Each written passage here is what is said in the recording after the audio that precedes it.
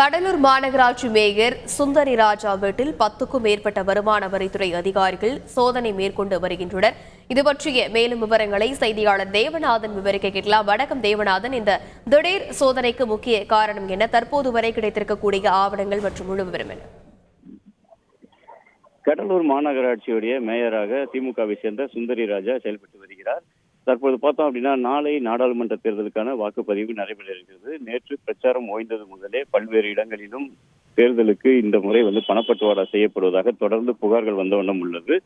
இது குறித்து அதே போல மேயர் வீட்டிலிருந்தும் தற்போது பணப்பட்டுவாடாக நடைபெறுவதாக ஒரு புகார் எழுந்ததை தொடர்ந்து தற்போது போலீஸ் பாதுகாப்புடன் 10க்கும் மேற்பட்ட வருமான வரித்துறை அதிகாரிகள் மேயர் சுந்தரி ராஜாவின் திருப்பாதிரிப்புலியூரில் உள்ள வீட்டில் தற்போது சோதனை மேற்கொண்டு வருகின்றனர். இந்த வீட்டில் சோதனை நடைபெற்றுக் கொண்டிருக்கும் போது பார்த்தோம் அப்படின்னா, மேயர் ராஜாவுடைய கணவர் ராஜா கடலூர் மாநகர திமுக செயலாளராகவும் இருக்கிறார். அவருடைய வாகனம் உள்ளிட்ட இடங்களிலும் தற்போது சோதனை மேற்கொள்ளப்பட்டது. இந்த சோதனையில் இதுவரை எந்த ஆவணமும் கைப்பற்றப்படாத நிலையில தொடர்ந்து இந்த சோதனை மேற்கொள்ளப்பட்டு வருகிறது.